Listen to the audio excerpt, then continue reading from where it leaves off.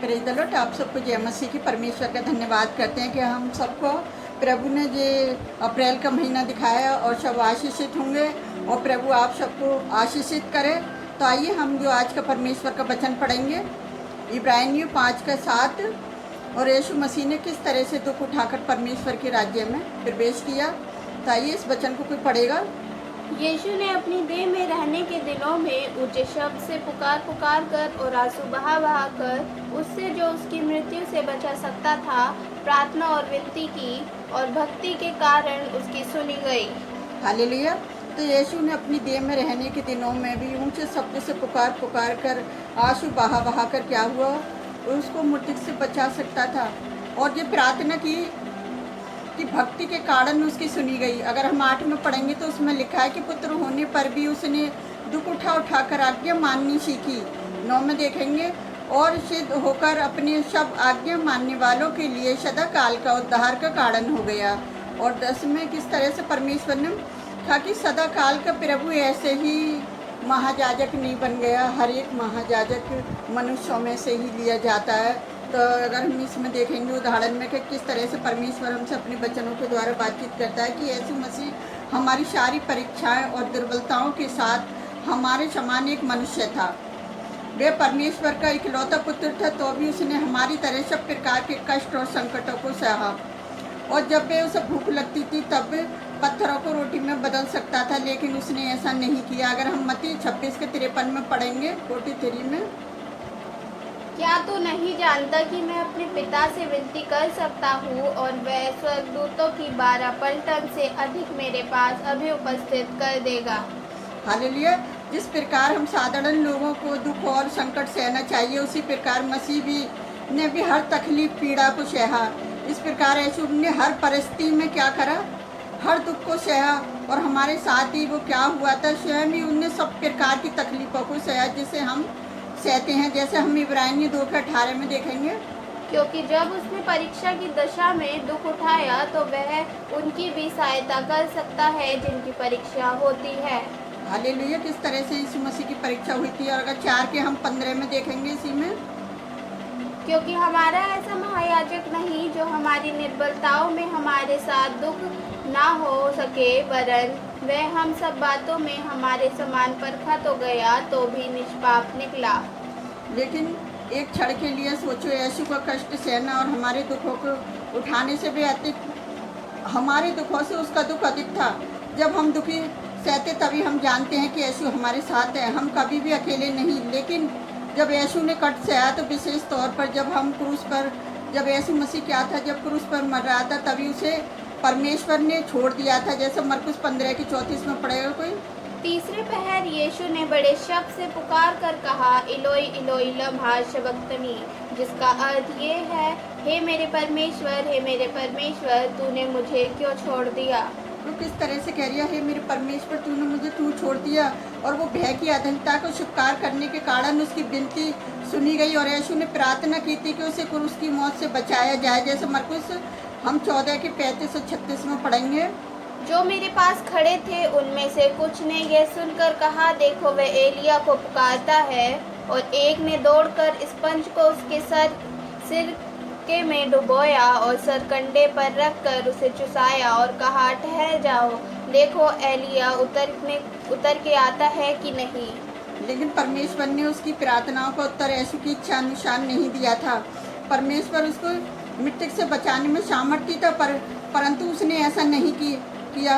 परमेश्वर निश्चित तौर से उसे बचा सकता था, लेकिन यीशु की प्रार्थना को सुना था। उसकी यीशु की मृत्यु के 3 दिन बाद परमेश्वर ने उसे मृतकों में से जीवित किया, क्योंकि परमेश्वर चाहता था कि उसे मौत से बचा सकता था। क्योंकि वचन में भी हमने देखा किस तरह से वचन के द्वारा परमेश्वर से प्रार्थना करिए, यीशु मसीह के, प्रभु तू चाहे तो ये कटोरा मेरे पास से हटा ले।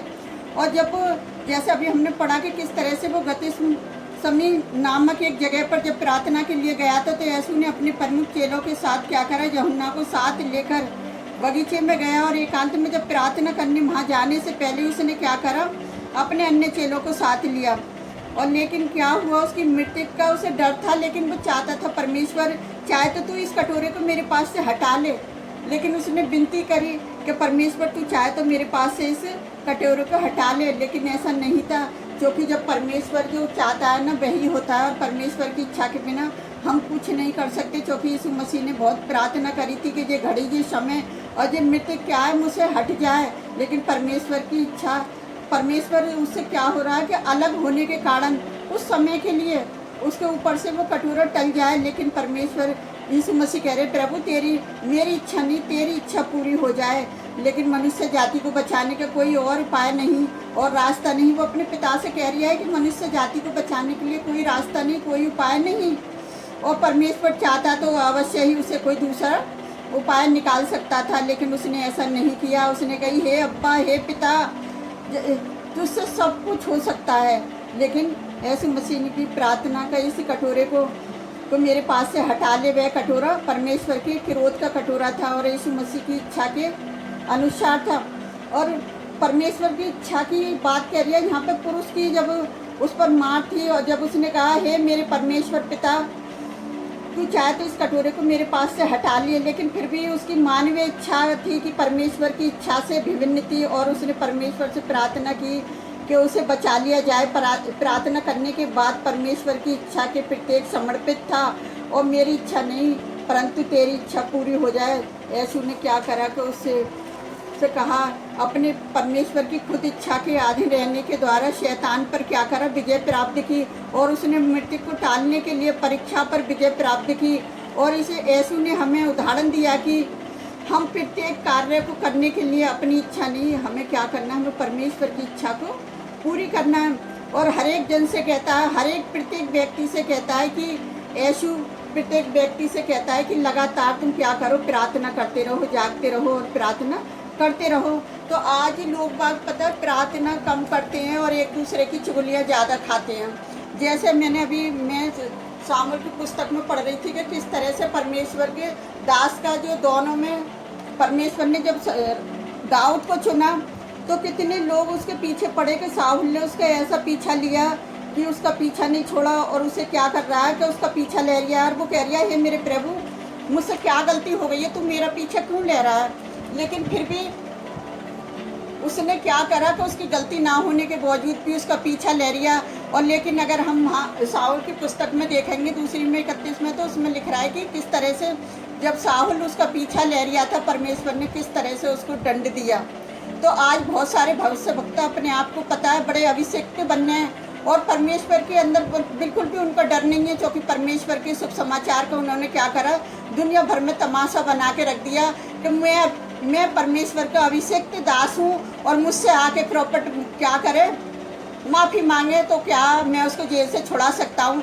लेकिन परमेश्वर के आगे किसी की नहीं चलती, क्योंकि वो लाखों लोग जब स्त्रियाँ गीत गाती थी तो क्या होता था कि गीत में कहती थी जब साहुल के स्वागत के लिए लिख रही हूँ, और क्या तारीफ किसकी हो रही थी कि साहुल ने तो हजारों को मारा और दाऊद ने लाखों को मारा, और जब उसने देखा साहुल ने तो उसका क्रोध और भड़क गया।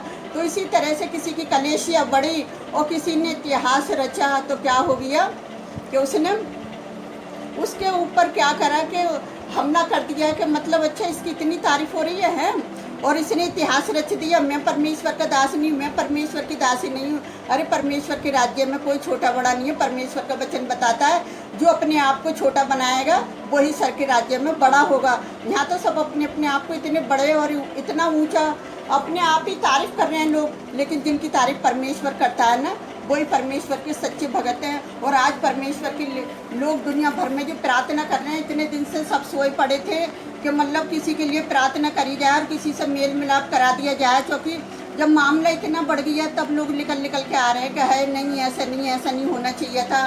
से प्रार्थना अब प्रार्थना कर रहे हो, जब प्रार्थना नहीं कर रहे थे 2-3 महीने से ऐसा लड़ाई झगड़े की बातें चल रही थी, और जब भी प्रार्थना करनी चाहिए थी तो मैं अपने परमेश्वर यहोवा का धन्यवाद करती हूँ कि इसमें आप और हम अब कुछ नहीं कर सकते, क्योंकि परमेश्वर ही है जो सब कुछ कर सकता है। प्रभु चाहे तो जब वो पतरस को निकाल सकता है, वो पौलुस और सिलास को निकाल सकता है, तो वो अपने दास दासियों को भी निकाल सकता है। वो अपने दास की ऐसा नहीं है कि उसकी प्रार्थना नहीं सुनी जा रही, लेकिन उसकी प्रार्थना सुनी जा रही है। यीशु मसीह पुत्र होने के बावजूद भी पता है क्या है कि परमेश्वर ने उसकी इच्छा को पूरी नहीं करा, उसने अपनी इच्छा को पूरी करा। और जब उसने प्रार्थना करी यीशु मसीह ने, हे पिता मेरी इच्छा नहीं तेरी इच्छा पूरी हो जाए। तो आज बहुत सारे परमेश्वर के दास हैं, वो कहते हैं नहीं प्रभु मेरी इच्छा पूरी हो जाए। जो परमेश्वर ने लिख दिया सो लिख दिया, जिसकी किस्मत में, और परमेश्वर ने जो करना है वो अच्छे के लिए करेगा। और मैं परमेश्वर का धन्यवाद करती हूँ कि हमने भी रो रो के परमेश्वर कि उसके छोटे बच्चों की पर दया करने के लिए परमेश्वर से भीख मांगी। परमेश्वर पिता तू चाहे तो बहुत कुछ कर सकता है, प्रभु तू चाहे तो इस दुख के कटोरे को तू हटा सकता है, तू यीशु मसीह के पास से हटा सकता है, तो तू अपने दास के पास से भी उस कटोरे को हटा और उस सलोके के बीच में से उसे निकाल कर लेकर आ, ताकि वो अपने बच्चों के पास जल्दी आ जाए और फिर से वो अपनी सेवकाई को शुरू कर दे। और जब हम दीन होकर नरम होकर प्रार्थना करेंगे तभी परमेश्वर हमारी प्रार्थना सुनेगा। और सिर्फ हमें प्रार्थना करनी है, बोलने से कुछ नहीं होता, और आगे काम भी करना है। कि कोई योजना जैसा भी यूट्यूब पे कोई देख लेता, अगर किसी ने सबूत है किसी के पास तो उस सबूत को सामने लेकर आओ कि अच्छा है वो झूठी है लेडीज़, तो उसे सामने लेके आओ कि मतलब किस तरह से ये झूठा बता रहा है, और उससे जल्दी से जल्दी उस जेल में से निकाला जाए। क्योंकि परमेश्वर हमारी प्रार्थनाओं को उत्तर देने वाला परमेश्वर है, और परमेश्वर ही है जो सब कुछ कर सकता है। प्रभु तीन दिन में ही उसने वो करके दिखा दिया परमेश्वर ने कि वो सबूत सामने आ गया। अब वो सबूत को पूरा प्रूफ करने की ज़रूरत है, तो परमेश्वर ये काम भी जल्दी करेगा। तो सारे मिलकर प्रार्थना करें प्रॉपर्टी के लिए, ताकि वो अपने बच्चों के पास अपनी कलेशिया को जल्दी ये आकर संभाल सके, क्योंकि संभालने वाले तो परमेश्वर हैं और परमेश्वर ही सब कुछ कर सकते हैं। परमेश्वर उनको इतनी सामर्थ्य दे है कि वो जल्दी से जल्दी अपने बच्चों के पास आ सके और प्रार्थना कर सके। मैं परमेश्वर यहोवा का धन्यवाद करती हूँ आज के इस वचन के लिए, जो यीशु मसीह ने भी किस तरह से हमारी तरह दुख उठाकर और रो कर प्रार्थना करी थी। तो आज सबको भी प्रार्थना करने की ज़रूरत है, और एक दूसरे के लिए प्रार्थना करें, और एक दूसरे की यूट्यूब पर बुराई ना करें, और जो मसीहत को ख़राब कर रहे हैं उन लोगों से भी मैं विनती करना चाहती हूँ कि वो अपने परमेश्वर को ठट्टे में ना उड़ाएं, और दूसरी जातियों से भी परमेश्वर का ठट्टा ना कराएं। साहुल की तरह देखो कि साहुल को किस तरह से परमेश्वर ने साहुल के परिवार को नष्ट कर दिया। तो अपने अपने परिवारों का ध्यान रखें और एक दूसरे के लिए प्रार्थना करें। तो आइए हम आप सबके लिए प्रार्थना करते हैं। हालेलुया, धन्यवाद करते हैं मेरे राजाओं के राजा, प्रभु के प्रभु। आपकी स्तुति, आपकी तारीफ हो, आपकी प्रशंसा हो मेरे खुदावन। हमारी इच्छा नहीं तेरी इच्छा पूरी हो जाए। प्यारे पिता परमेश्वर, हम प्रॉफेट विजेंद्र सिंह जी के लिए प्रार्थना करते हैं खुदावन। आप उसे जेल से जल्दी बाहर लाओगे खुदावन। हमें विश्वास है जब कलेशिया इनसे प्रार्थना करती है तो आप उनकी प्रार्थनाओं को सुनते हैं। तो खुदावन आज लाखों लोग प्रार्थना कर रहे हैं खुदावन, उन लाखों लोगों की प्रार्थना व्यर्थ नहीं है मेरे खुदावन। एक आशीष बनकर उभरेगी प्यारे पिता परमेश्वर की आपके नाम को महिमा मिले खुदावन।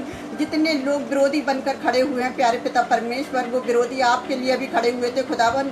हम सब के लिए यही प्रार्थना करते खुदावन, सबको क्षमा करें और एक दूसरे से मेल मिलाप करें खुदावन, और एक दूसरे के साथ प्रेम से रहिए खुदावन। क्योंकि आपकी सूली की मौत हमारे लिए व्यर्थ नहीं। जब आपको सूली पर टांगा गया, आपने जब बलिदान करा तो आपने कहा हे पिता इन्हें क्षमा कर दे, नहीं जानते। तो पिता इसी तरह से आप उन लोगों को क्षमा करें खुदावन, और कि वो जल्दी से जल्दी उनके केस से बरी होकर बाहर आ जाए। प्यारे पिता परमेश्वर, मैं आपसे विनती करती हूँ खुदावन, आज तेरे बेटे बेटियों की प्रार्थना करना व्यर्थ न जाए, एक आशीष बन जाए खुदावन। और जितने लोग हमारी वीडियो से जुड़ते हैं प्यारे पिता परमेश्वर, एक एक को आशीष देना खुदावन, और उन्हें ब्लेस करना प्यारे पिता परमेश्वर, ताकि तेरा वचन ज़्यादा से ज़्यादा लोगों तक पहुँच सके खुदावन, कि तेरे नाम को महिमा मिल सके मेरे खुदावन। मैं आपसे विनती करती हूँ एक बार फिर प्रॉफेट विजेंद्र सिंह के लिए खुदावन, उसके बच्चों पर दया और रहम करें खुदावन। हर एक जन तेरे से रहम की भीख मांग रहा है खुदावन। इंसान के आगे भीख मांगने से तो आपके आगे मांग लें खुदावन, क्योंकि आपसे सब कुछ हो सकता है, मनुष्य से कुछ भी नहीं हो सकता मेरे जवाब परमेश्वर। आपकी इच्छा पूरी हो जाए उस जेल के अंदर खुदावन, जिस तरह से पतरस और पौलुस लाश के साथ ही खुदावन। हमारा पूरा विश्वास और भरोसा है खुदावन कि आपने हम सबकी प्रार्थना का उत्तर जल्दी ही दे दिया है खुदावन। बस समय की ज़रूरत है खुदावन, हर एक चीज़ का आपने एक समय बना रखा है पिताजी। तो आप उस समय को जल्दी प्रकट करें और आपकी महिमा और आपकी तारीफ हो मेरे जो परमेश्वर की। उपास के दिनों में हमें उपास रखकर प्रार्थना करना भी व्यर्थ न जाए, एक आशीष बनकर उभरे मेरे खुदावन। और हम आपसे क्या मांगे मेरे खुदावन, आप तो हमारे मांगने से पहले ही जानते हैं। आपने हमारी छोटी सी प्रार्थना को सुना और कबूल किया, उसके लिए भी आपका धन्यवाद करते हैं खुदावन। हम जो भी मांगते हैं यीशु के पवित्र और सामर्थी नाम पर आमीन। प्रभु आप सबको बहुत से आशीष दे।